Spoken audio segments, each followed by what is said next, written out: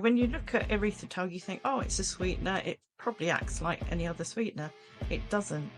It's got certain characteristics that are not like any other sweetener. So, for instance, its action on the brain is completely different.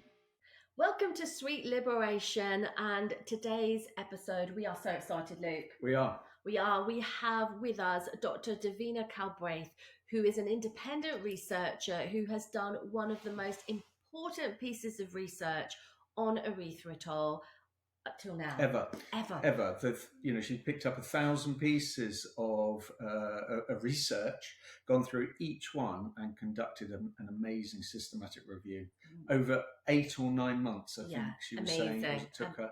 Amazing. So we are so excited about this and what this means for families across the world in this fight, this battle. Helping people become healthier. Tooth decay, diabetes, all of the things that are really shocking about the things that we're having in our diet at the moment, and making a simple switch. Exactly. So we are so excited to include and to welcome Dr. Davina Calbraith. Hi, very good, thank you. Dr. Davina, tell us a little bit, first of all, for people that don't know about you or your work, what your background is, tell us how you came about this idea to do this piece of research. Yeah, firstly, I've got decades of experience in research, and I've conducted probably hundreds and hundreds of research projects. And the reason I had a look at this is there were largely 4 reasons why I wanted to do the review. I had a look and I saw that the UK's mean sugar intake was 3 times higher than the maximum recommended level. Now, the recommended level is about 5% for school-aged children, and it's about 10% for adults. The second reason I wanted to do the review was because the IDF think that 50% of the global population are actually undiagnosed diabetics. Now, they think this poses a socioeconomic threat. In other words, there's a huge amount of people that are actually walking around, they're diabetic and they don't know it. The third reason was that there was so much information out there, but the information seemed to be very confusing. Some said it puts weight on you. Others said, no, it doesn't. It takes weight off. So I wanted to get to the bottom of that. Also, there was a lot of confusing information about how it affects blood pressure. The fourth reason was, as you've actually already mentioned, was when I had a look at the literature on all of the studies that have been done so far, they looked at isolated things like teeth, skin, blood pressure, but none of them looked at what erythritol does to the whole body. So I thought, well, I wanted to establish what the actual facts were and, whether erythritol could replace sugar. So that's basically the reasons why I wanted to do the review. Wow. And so, that's amazing, isn't it? It really is amazing. We love it. But the thing is, we really need to know its safety. We need to know whether it's something that can replace sugar. Yes, indeed. And what was so when you actually looked at it, then what was the reason behind actually wanting to carry out the study? And the other thing that we wanted to do is that what did you find out anything that was really surprising about the erythritol when you were doing your research? I did. I found several different things actually. Firstly, when you look at erythritol, you think, oh, it's a sweetener. It probably acts like any other sweetener. It doesn't. It's got certain characteristics that are not like any other sweetener. So, for instance, its action on the brain is completely different, and I can say a bit more about that later. It's also virtually non-calorific, which is great news. It's got a much higher level where the digestive system can tolerate it compared to other sweeteners. It also has different effects on people that are diabetic versus non-diabetic people. It also, and you alluded to this earlier, it has different effects on obese people and people that are got, more leaner. And also, when I did the systematic review, it was very clear what the safe dosage was to have on a daily consumption, if you like. So tell us about first of all, what is a systematic review for people that don't know what that is? A systematic review is quite simply everything in existence. So you look at whatever exists. And that can be small studies, very large studies, all of it looking at the research. So it's pulling all of that together and then deciding what it is that you want to look at. So in this case, it was the 4 things that I was saying, we wanted to find out what the, what shall I say, what the safe amount daily would be to take, and also what effect that would have on whole body systems. Yes. Does that answer your question? Yeah, that's a brilliant answer. So how many studies did you look at for this systematic review on erythritol? It was over 1,000. So that included research findings from conferences, from journals, all sorts of different journals. Wow, that's incredible. That's a huge piece of work. Yeah. And yeah. What was the hard? What did you find anything? What was the toughest parts about it in terms of getting through it? Was it just the volume, or how did you sort of look at the different bits? I would say the volume. Yeah, the volume. Yeah. Yes. What did you get down to from that 1,000? Yeah, basically, when you do a systematic review, you have standards, and what you do is you put every study through those standards, and the studies that meet the very high standards are then included in the systematic review, because what it does is it shrinks down and condenses all of the very solid data, if you like. So that meant that there was 25 studies in the end that really epitomised what the findings were. Well, how long did this take you? Oh, it took probably around 8 months in total.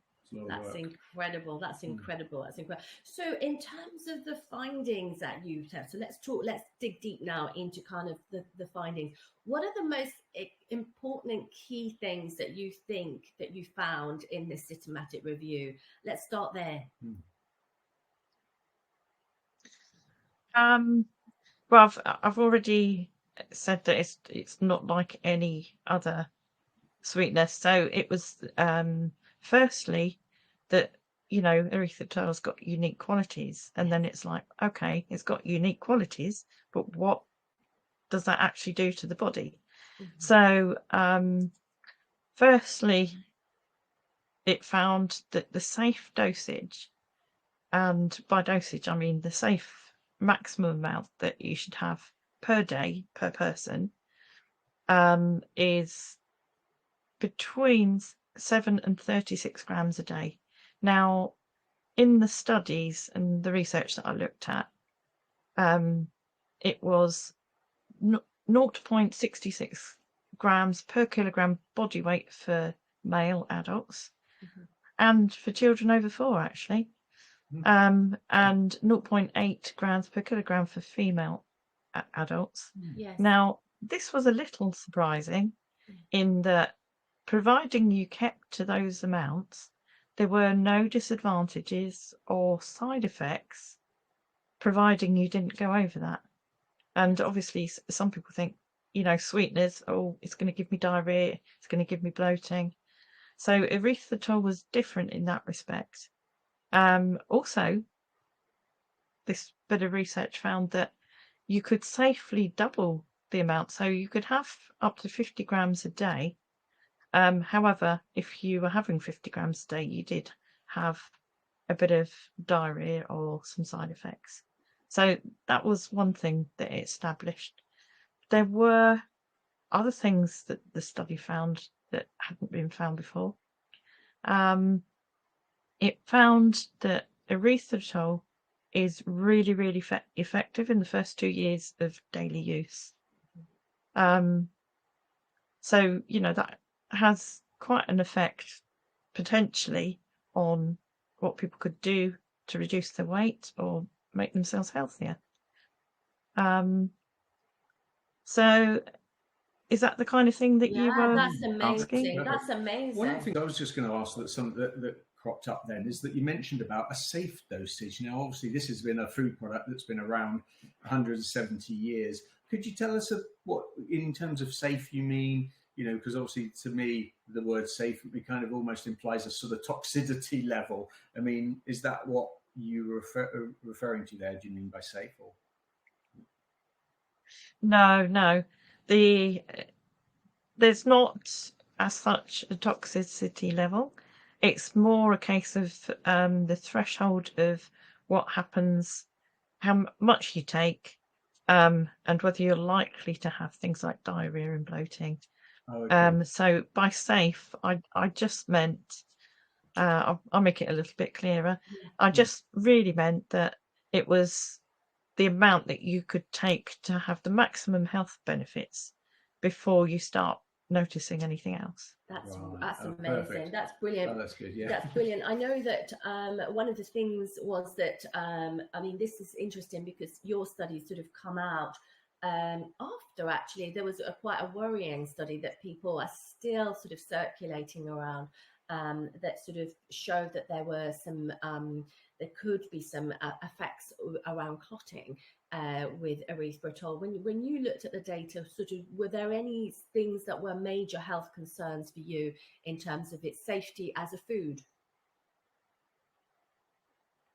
I didn't really find any, how should we say, any solid data or information on things like clotting. There were a lot of advantages actually.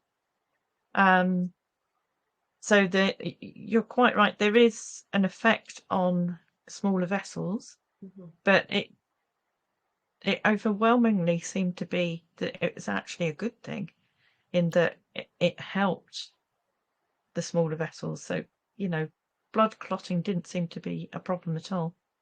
Amazing. That's incredible. So moving forward, really, in terms of, you said that about this 2-year period. Tell us about that. Is this meaning that after 2 years we should stop using it, or what would you sort of say as if from the research point of view that you said, there seemed to be a cutoff there. So tell us about that. Yeah, I mean that was mostly about the maximum effect. So if we're talking maximum effect, we're talking about weight loss, better blood pressure control, better if you're a diabetic, better blood glucose control. So during that 2-year period, you can see quite a lot of results according to this data. After which, it's like anything else. If you've been taking something a long time, you start to see smaller results. So it starts to just drift off a little bit. So basically, what I would recommend from this study is that if you want maximum weight loss, maximum health benefits, take it for 2 years, have a very short break, and then, take it for another 2 years. So that would be what this data recommends. Amazing. That's really interesting. Because we see it as well in terms of helping people transition anyway. And it's that thing that if you're, you really like sweet food and actually introducing erythritol in to replace that, of course, over a period of time, your actual things like the traditional sugar cravings actually start dropping anyway. And the other thing that the thing about it is that you're talking about keeping a healthy weight. I mean, what would you think are the reasons that it's actually being beneficial? Do you think that's more about your sugar reduction, or the fact that your sugar levels aren't sort of waxing and waning, as it were? It's a mixture. Basically, how the erythritol works on the brain, and if I take sugar as an example, normally in the brain, and it's actually the hypothalamus. What happens is when you take sugar, it waits for the calorie hit, and because it gets the calorie hit from sugar, it then sends signals to the rest of the body to start dealing with that sugar intake to transform it into energy. When you take erythritol, it means that it's still got the same response. The brain is still waiting for that sugar hit, but because it's got no calories, the brain goes, oh, actually, I don't need to put this into process. So it shuts it off. And that's what produces what you were saying. That means that the cravings that you get, you just don't get. The body then loses weight because it's expecting these calories and doesn't get it. So that's basically the reason why it seems to work so uniquely and so well. Yes, well, I actually found as well, my own personal experience was that I found that because I didn't have those cravings, I didn't know what they were, but I just found that that was happening, that it meant that I was actually snacking less. I was actually consuming less food simply because I wasn't desiring more food, and I wasn't triggering that thing. Now, I wasn't sure if that was to do with my brain or blood sugar levels going up and down, but certainly that was my experience. Interesting. Yeah, erythritol. I found that erythritol actually produces a feeling of feeling full quicker. So that's another thing that helps the weight loss. Interesting. Okay. And what's different about how our bodies deal with erythritol compared to sugar? From the data in this systematic review, it was mostly down to the calorie intake, and because erythritol is, virtually non-calorific, it kind of fooled the body into thinking, oh, I'm expecting sugar. Oh, it's not there. And the upshot of that is the weight loss.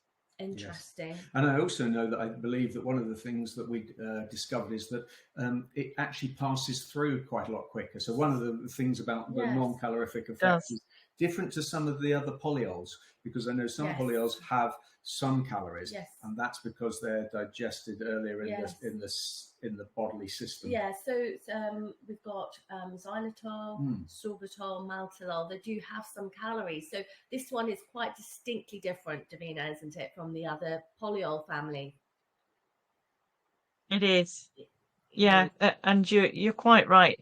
Because of its unique characteristics, if you like, it does pass through the body without the body going, oh, I need to hold on to this. And by passing through, I don't mean diarrhea. I mean, just generally working through the body as it would do normally, like other food. Yes. Okay, well, that's really interesting. So in terms of, the thing is, we are working in our project really to try to educate, support, and encourage families. This is something that we're really, really passionate about. So how do you see this information being able to play out in the lives of families? Do you think this is an important piece of information for families to understand? And do you think this is a viable alternative for them to be able to help them in the sugar reduction that we are so passionate in the world? As a healthcare professional myself, really passionate to help people with that sugar reduction. Do you see this as an important piece of research, and also a switch that's viable? What do you think? I do. I think, obviously, because this has looked at safe amounts, not just for adults, but for children as well. It means that the whole family could be involved. And as I say, it's not just for weight loss, it's for, optimum health, really, so that we're not all taking in more sugar than we need. And we all know about the effects that can have. Yes. Weight gain, effects on blood pressure, making us more susceptible to things like diabetes and heart problems. So yes, it's definitely something that families could get involved with. Yeah, interesting. And is there any further work that you want to do with this? Is there anything you like, well, we've still got a gap? Is more work needs to be done on this area? What do you think about the science around this? At the moment, there is a fair amount of work done with certain ethnicities. So I would say for the ethnicities where there are gaps, then that's definitely a place that we should look, because obviously it may not be the same for everybody. Yes. So I would want to do more research in that sphere. That would be amazing. That would be amazing. But overall, so your recommendations and findings are that this is a viable alternative for sugar. So you've said that we can use this for families to replace sugar, like for like. And people with diabetes. People with diabetes can use it. So you didn't see anything alarming in terms of people with pre-existing health conditions making this switch. They can use this safely as a food, as an alternative to sugar, and it can be used by children safely. The only thing I found that was a little bit concerning was in cows. So that wasn't humans. What happens to cows when they have erythritol? Well, they also, providing they have a certain condition called brucellosis, and they eat erythritol, then it's not good news for them. But apart from that, it's absolutely fine. Humans That's are amazing, fine. isn't it? Well, I noticed also one of the exciting things I thought, and I didn't know when I first found out about erythritol as a product, is one of the things I had as a child growing up is open access to a bowl of sugar, and the amount that I would put on cereal and then drink the sweetened milk and all of this sort of thing. And then I spent hours and hours in the dentist chair and have a mouthful of amalgam fillings, but understand that erythritol has it can actually help. And in fact, I think even vets are putting in drops into dogs' water because, again, it recalcifies teeth and also kills streptococcus, I understand. Yeah, why do the thing is, it's mind-boggling. I don't know about you, Davina, but I find it mind-boggling that this is almost like the biggest kept secret in the food industry. What do you think about it?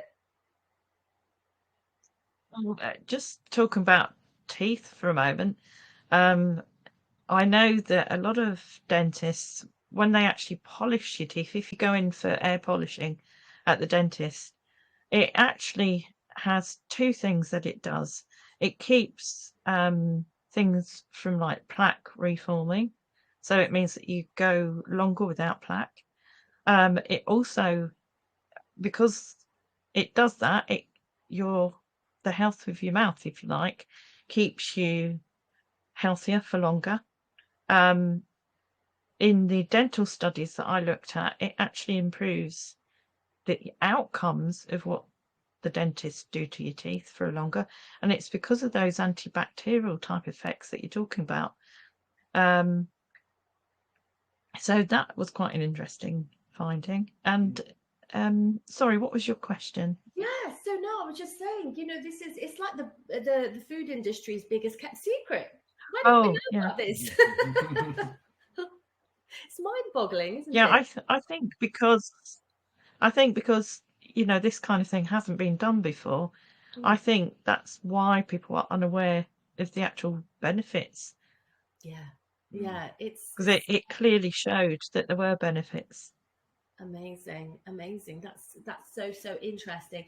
So is there anything that you would like to kind of conclude with, or anything else about this study that you think are golden nuggets of information that you would like to impart on people? You've got an opportunity to reach out to people from across the world. So is there anything else that you would like to close with as this opportunity to sort of to give some golden nuggets to us?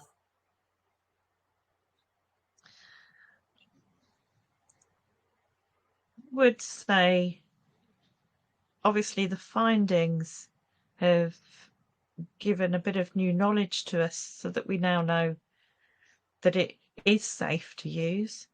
Also, that it can have a lot of health benefits. So, those the kind of nuggets really is that. I mean, it's like, give it a go. So, Davina, what we wanted to say is we wanted to ask you about any findings you might have looked at around erythritol being addictive like sugar. We know that sugar is many times more addictive than cocaine, for instance. In the brain, it hits the dopamine center. It makes you want to have more and more and more. What did you find about erythritol and addiction? Was there anything around that you found? There was some data on that, and it was particularly around how the brain acts when it has erythritol. And basically, if anything, it means that, sugar, as you say, is quite addictive and leaves you wanting more. If anything, this was the opposite.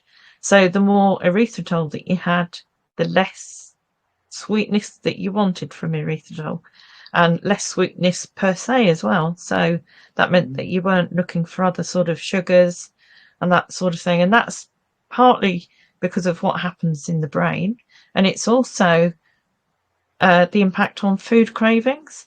So things like in your mouth, that we've all got taste buds, and we've got little taste receptors in there. And basically they're little cells that sense how sweet something is when it enters your mouth. Now, when erythritol enters your mouth, it has the same sort of reaction as sugar, in that it's like, oh, this is sweet, but it doesn't have those cravings. Really, does that answer your question? Yeah, that's really, really interesting, because that's one of the key things I think is a big worry for people in the nutrition and health space. We have a few camps that of the people that we have met over the last year, and it's interesting because we have a majority of them which will say remove all sugar, which is great, but offer no substitution whatsoever. There is a very firm, strong stance on no substitution for sugar, and mainly because of the harm and harmful effects of some of the kind of more artificial sweeteners, of the sort of classic saccharin type of sweeteners, and then and saying no, any substitution is bad because it will have the same effect on the dopamine center and making people crave more. But anecdotally, we have found the opposite. The opposite. What happens is things. Then when you eat something that's sweet, it's too sweet. You go, oh, that's too. It's like sickly sweet. Well, for me, my experience, but again, anecdotally, is that I used to traditionally have, sort of 4 or 5 sugars in a coffee and biscuits, and then I'd get a sugar and a sugar loaf, then I'll be going back for more snacks, and that is just literally what was happening every day. Whereas now I'll have erythritol in my coffee, then I don't have the same sugar cravings. Biscuits for me and things, I'm not going to the cupboard to reach out for those. So there's clearly something going on that's stopping that craving. Interesting. So I was going to say that's partly down to the fact that erythritol gives you a higher feeling of feeling full, and it also gives you a higher feeling of scratching that sugar itch, if you like. So for that reason, it fools the brain really into thinking, oh yes, I'm full, I've had the sweet hit. Then no calories follow, so the body then goes, oh, what do I do with this? I don't do it in the usual way. So it then means that the body is more inclined to lose weight, more inclined not to have the sugar and the sweetness that you've just been talking about. Interesting. And it reduces, well, for me, again, reduces inflammation. And I've actually, that for me has helped things cutting like sugar out. cutting sugar out. Joint pains as well, like that. And the inflammation has helped me tremendously. Reducing the sugar overall. Absolutely. And I found that the thing I like as well is that by having erythritol in coffee, you don't feel like you're missing out. So you've removed something by doing that sort of trickery, exactly, and and it's a sleight of hand trick, but you don't feel that you've missed out and you haven't had that sweet thing that you've been used to. And certainly for me, many decades of sweet foods, I can now just say, oh yeah, I'm still having the sweet food, or at least that's what my brain's thinking. It feels like it treats you into. So we're very much into kind of finding joined up approaches to harm reduction overall, Davina, and using this as an intervention to reduce people's. They fall off the wagon, they go and eat all the sugar, and then they're back into a dieting cycle. It's a terribly emotionally, psychologically damaging cycle of never feeling like they're able to stick to something long term. Whereas we think that actually providing a more joined up approach where we can reduce the harm of excessive sugar, giving them something sweet to substitute within a framework of healthy living. What do you think about that? Do you think that's probably going to be more successful? What do you think? What are your thoughts? As a true researcher, I decided to have a look at this myself. So I actually went sugar-free for a month, because I thought, if I'm going to be saying this in a systematic review, I need to know myself that it actually works. And I actually found the same as you did, in the respect that, sugar cravings that I had before, they were reduced. I didn't want as much sweetness.